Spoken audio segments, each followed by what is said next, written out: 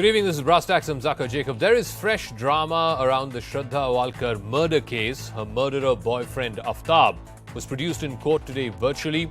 In fact, the police told the court it was too dangerous to produce him physically. Therefore, it was a virtual hearing. The court then sent him to a further 5 days in police custody. The court has also given the go-ahead for a narco test to be performed on Aftab, even though narco test findings are not admissible as evidence. But here's where things stand a week after this horrific crime came to light. The fact remains that the police have very little in terms of evidence that will stand in a court of law. No murder weapon, no eyewitnesses, no accomplices, and a very tenuous motive.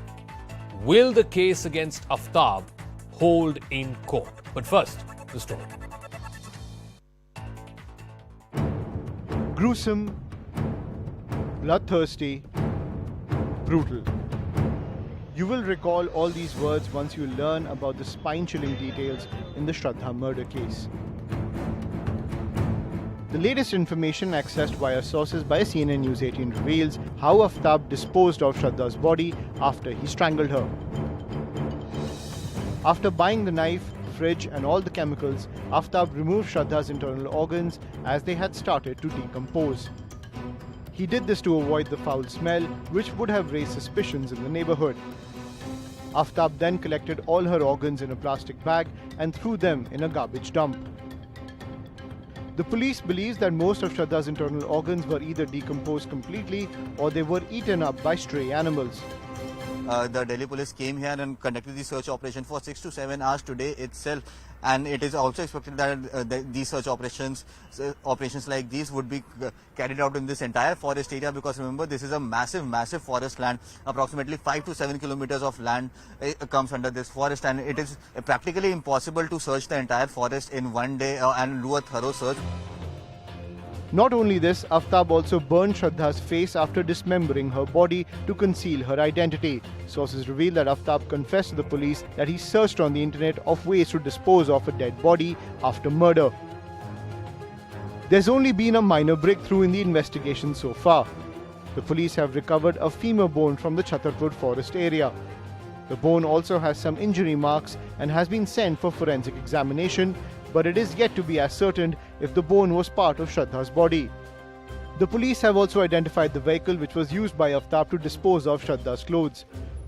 2 spots have also been narrowed down where Aftab could have possibly dumped her clothes. Aftab was brought to this crime scene to make confession as to what and where he has thrown those pieces of body of Shraddha. And in fact, today, the police officials from Delhi are on ground and they are investigating this entire jungle to collect more and more evidences. These latest details will surely leave you shell-shocked and may even leave you puzzled that why Aftab did all these things to the woman who left everything just to be with him. All right, full panel joining us this evening here on Brass Tacks. Abha Singh, advocate and activist. Nirmal Kaur, former IPS officer, joining us. Lalita Kumar Mangalam is a former chief of the National Commission for Women. Dr. Sameer Parekh, Director for Mental Health and Behavioral Sciences at Fortis Healthcare. Let me start with Abha Singh. Abha Singh, this is where the case stands 1 week since it came to light. The cops have very, very thin evidence, no murder weapon, no motive, no accomplices, no eyewitnesses. We have seen in the past in this country murder cases, and high-profile ones at that, which depend solely on circumstantial evidence, do not end up getting proven in court of law. The Arushi case, the Talwar case, and of course most recently the Chawla case. Do you see this case also going a similar way?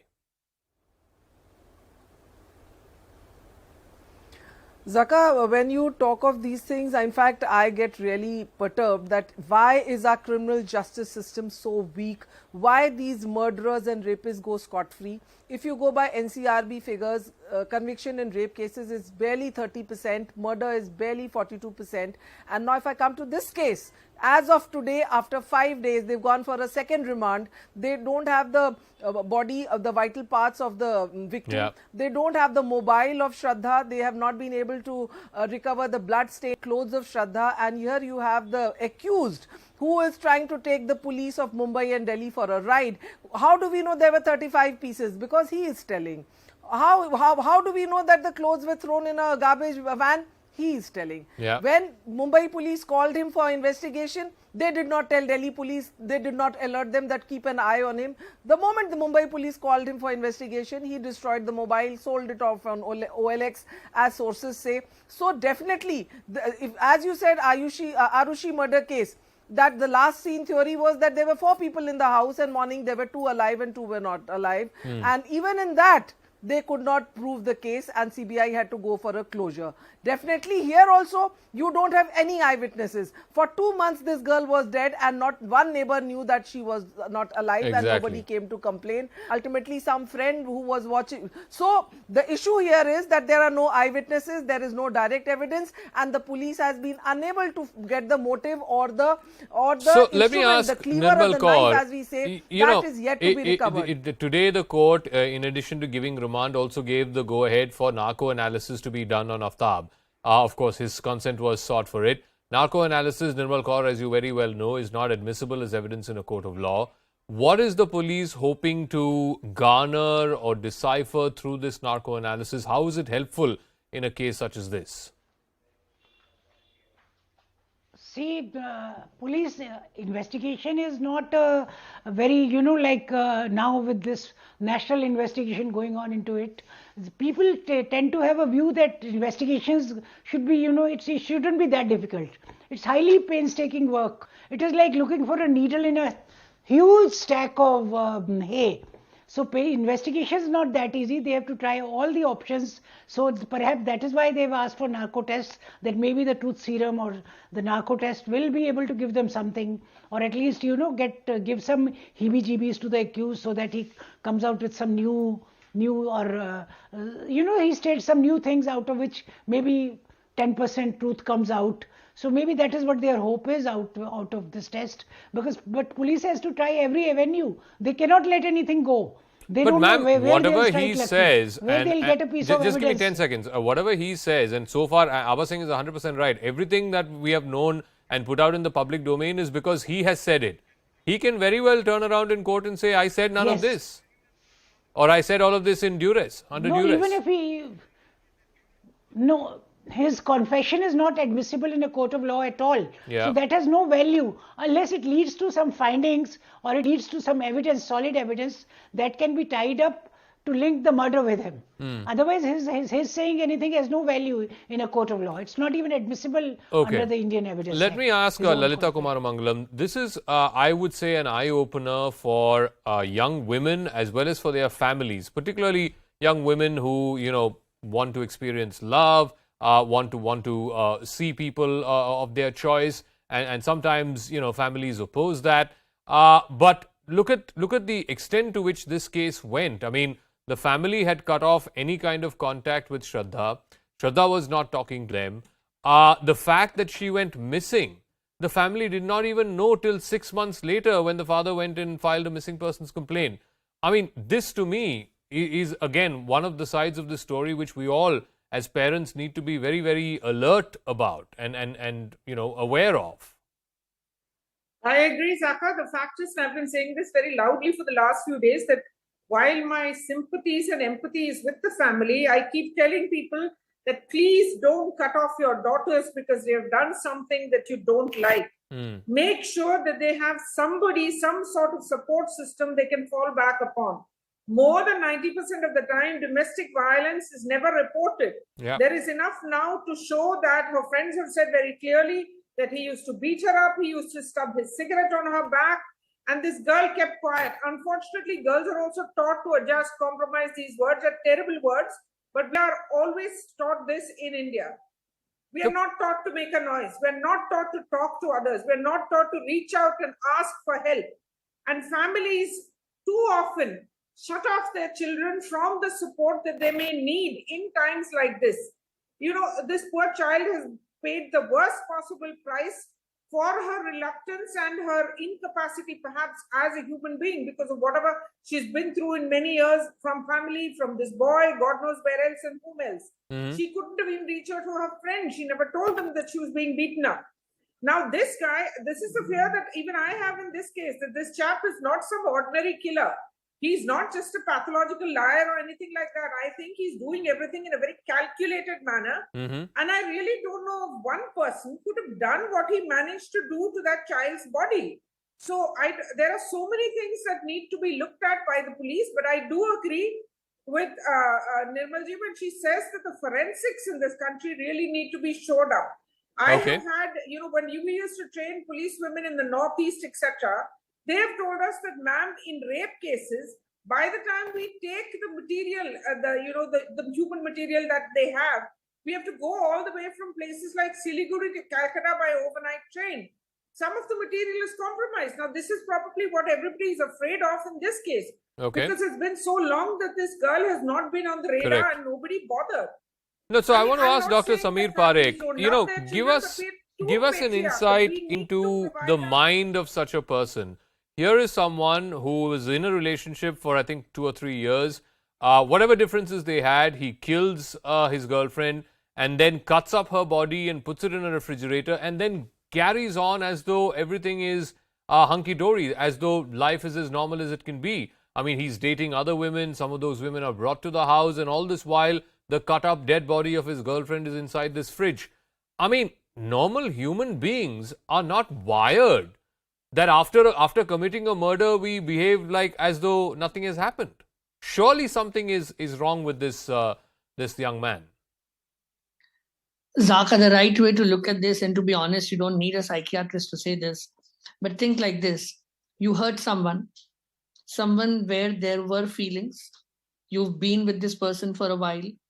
You hurt someone and hurt someone badly. In this case, you are looking at killing someone. And then what happened afterwards? What is missing? Remorse. What is missing? Empathy. What is missing? The basic core human feeling that if I hurt you, I should feel that I am hurting you. Once I don't feel even that, what is the difference between a human and one that wouldn't be? And I think that's something, the one thing which starkly comes across here, that there is but how can that be, Doctor? Look, I'm asking a layman's question. We human beings are wired to be emotional. We are wired, there can be, cold-hearted people, so on and so forth. But to show no emotion whatsoever after killing your girlfriend and then carrying on with life as normal, I mean, that's not how we human beings are wired. We're not animals. Absolutely. And yes, there are people who have these antisocial traits where they are able to lie, deceit, con, cross line, hurt people, hurt individuals, lack empathy, lack remorse, and they are like this. And because they lack remorse, what they do, it doesn't matter to them from their own vantage point. And that's why here you are talking about an individual committing a crime, a significant, gory crime, and then continuing as though nothing's happened. Why? Because in the emotional perception of this individual, feelings of remorse, grief, anxiety, distress, anguish are completely absent. And that's why the individual is able to continue to go around one's life as though nothing much has happened, because the kind of arousal of distress was missing, because complete lack of empathy towards pain of someone else. Abba saying, I come back to, where the investigation is headed as of now. Now we had reports from police sources that he apparently used to keep he had severed her head and used to keep that in the fridge, and then eventually burnt that head. Now my point is, it is a human body, right? It is flesh and blood. You burn flesh and blood, it will leave a smell. There will be foul air around it. How come no one around the neighborhood picked it up if indeed this is true that he burnt Shraddha's face? Absolutely, Zaka. It is very surprising that the body was there in the fridge for so many days. And even if he was going at 2 o'clock every day, every night, how come nobody noticed that there is such an adverse movement late in the night? Were there no building watchmen? Were there, it is surprising that nobody noticed that for 10-15 days that this person goes at a particular time. So this evidence is required by the police. It needs to look up CCTV footages. It needs to really go around talking to people that did they notice. And also what is important is that the apathy of the neighbors. Even they say that when he went for the house to take it on rent, at that time he said they are married. And what does the law say? It says that if you take a house on rent, the local police has to be notified. Yeah, correct. So the landlord, why did he not notify and get them verified who they were? So this is a gross lapse not only on the part of the landlord but the local police, because the law is very clear that whoever takes a house on rent, it has to be registered. Also, I would hold the parents equally responsible that if once the mother died, the father was not bothered. If your children are having problems, why are you not standing by them? So it's a social apathy. Why we can just not blame the police on this part. But yes, if they do not put up a good case, they are going to have egg on their face. Okay, let me ask Nirmal Kaur. I'm coming back to this whole question of there are no accomplices seemingly, at least so far, none that we know of, and there are no eyewitnesses. Is it humanly possible for a human being to kill another person, cut up his or her body into different pieces, and then dispose that over a 3-week period? It's not 1 or 2 nights, it's over 3 weeks that he went out, carrying different polythene bags and dropping her body parts off. All of this can A, one human being accomplish, and B, if there were no accomplices and eyewitnesses and nobody to corroborate this whole story that the police are saying in a court of law, then what is the hard evidence? How do you prove this? How do you prove this account? Because he can resign from all of this in court very easily. I think it's possible because he may have drugged her. Maybe she was, she was not fully in her senses when he strangled her. Or maybe she was a weak person, and obviously this relationship has all the signs of an abusive relationship. So in an abusive relationship, maybe she had already lost a lot of beating. Her emotions had taken and her personality had taken, and she had lost her spunk, and she was an easy target, and he killed her. And maybe under the influence of alcohol or something, he killed her, and then he very neatly, with a cleaver or whatever he bought. The thing is, I am sure police would have been able to by now establish the shop from where he bought the knife, the huge knife or cleaver or whatever it was. Yeah. And that itself will tie him up to the murder. There's a lot of circumstantial evidence here. So I think, one, to answer your question, yes, it is possible for him to do it alone. He's a smart cookie. He's really a smart person, and he goes about it in a very cold-blooded, calculated, premeditated manner. The way he bought acid to wash off the fridge so that all the blood stains are gone. Blood stains go away, That means he's not leaving things to chance. Okay. And he was lucky in the sense that he got 6 months to. Yeah, Lalita Kumaramanglam, it was clearly an abusive relationship. She was getting physically abused, emotionally abused, of course. In fact, at one point of time, according to one of her friends, she even left him for a few days, for a couple of days, but by the third day, somehow, he managed to emotionally blackmail her and get her back. And this is not the first case. I want to know from you, as a former head of the National Commission for Women, why is it that women who are well-educated, independent, financially doing well for themselves, why do they put up with abusive relationships? Because we still live in a very patriarchal society, Zaka. Most women do not have the sort of self-respect, respect themselves, that they feel that they are, most of us feel very incomplete without a man. Maybe the three of us on this show don't. But the vast majority of women in this country, especially young girls, whose eyes are full of dreams and who think love is, worth anything, sacrificing anything and everything for. Mostly because it's part of our societal culture that women are supposed to get married, that women must have a partner, that women, that part of the worth of a woman also lies in her relationship with the men in her life. Her brother, her father, her lover, her husband, her son, etc., etc. We still haven't moved past this. With 1.4 billion people, I think easily 90% of us are still patriarchal. Maybe in public we say that we are not, but when push comes to shove, and in practice, we still don't teach our girls that it's all right not to have a boyfriend or be married or be absolutely independent and be happy on your own, manage on your own, stop asking for advice, don't take violence, don't take abuse of any kind. We don't teach them that. Instead, we say compromise, girls must be good, girls must be quiet, and all the rest of that blah, blah, blah that goes on and on and on. At home, in school, in society, everybody almost. I mean, people may think I'm generalizing because there's a huge amount of outrage on this case.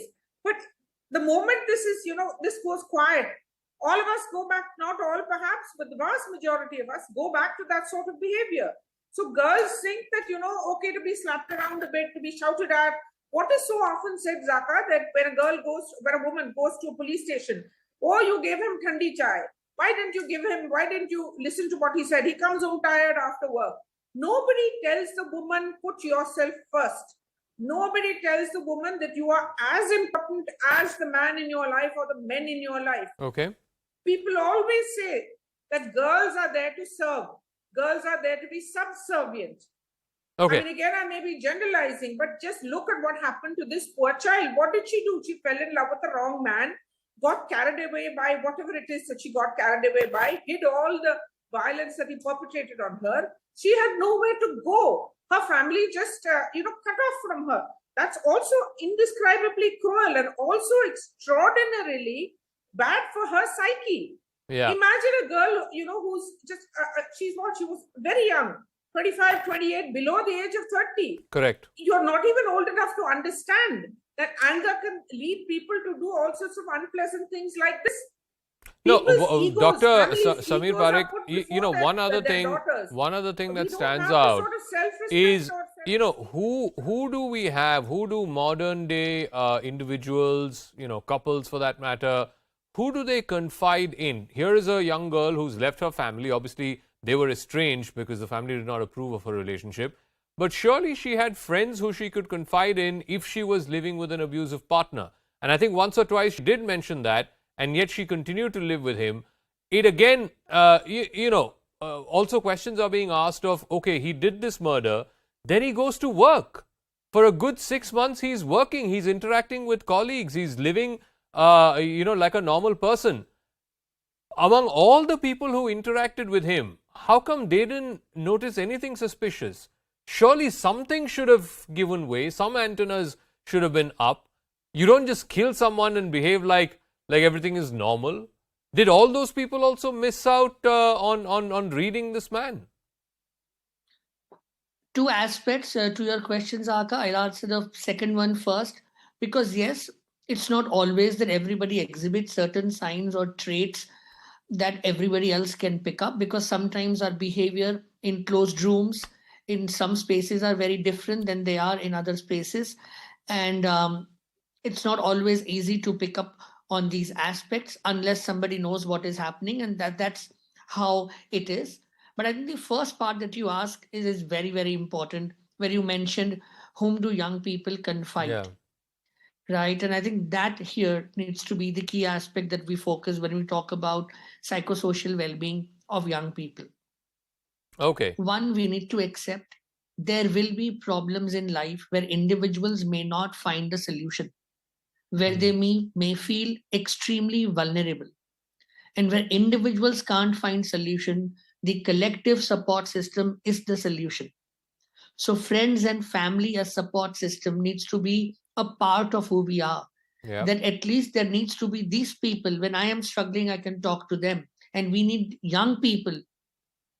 And gender here is not the issue. Young people need to speak up, share their distress, their vulnerabilities.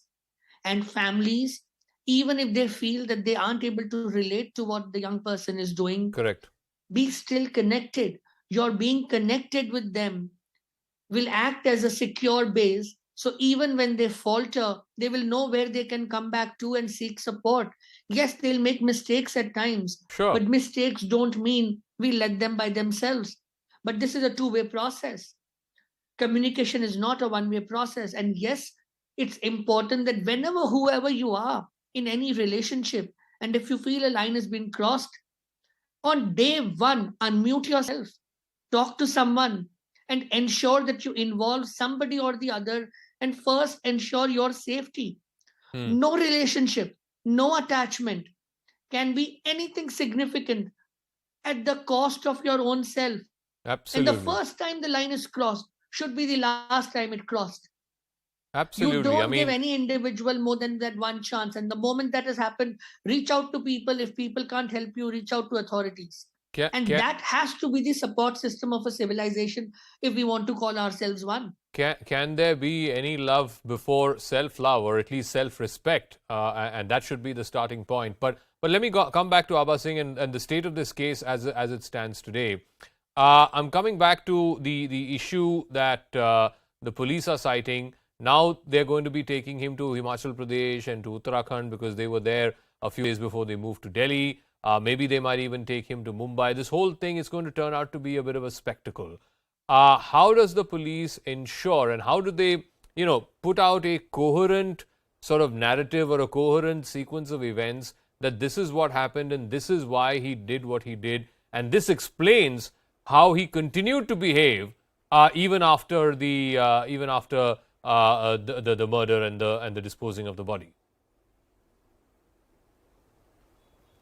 Now this is the tough task before the police, that they have to collate all the evidences, all the facts. They have to prove everything. Because in Chawla case, even the evidences which they had got, the court threw them out because they said you are not proving it. Yep. You have not investigated the evidences which have been received. So here, if they are going to Himachal or to Uttarakhand, they are going to see where they were seen last. Did they fight over there? Did the people there where they stayed, did they hear something? So where did he throw the mobile? Where did he hide the knife? All these things they need to collect, and till the time they don't prove it that Shraddha was killed in that house. So they have to find some blood stains, the vacuum cleaner, maybe it has some flesh particle. They have to really work hard on this to link that Shraddha was there in the house. There is something of hers which was found in the house, and the body parts which are being found at various places, they have to be connected. So forensics will play a very important part. Let me play the devil's advocate. Tomorrow anyone can say that this boy was so good that this girl left her father, revolted against her family,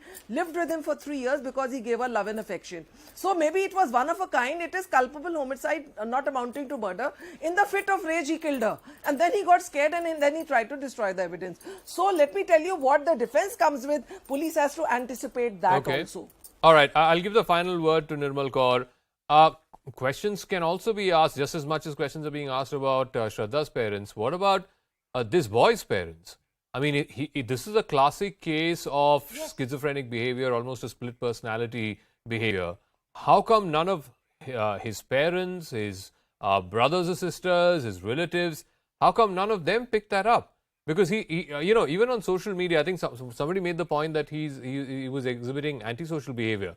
I don't think so. I think on social media, he had one personality which was extremely social. Very liberal, progressive, was talking about the right things, about women's liberation, about LGBTQ rights, so on and so forth. This is what he projected on social media. And in real life, this is what he ended up.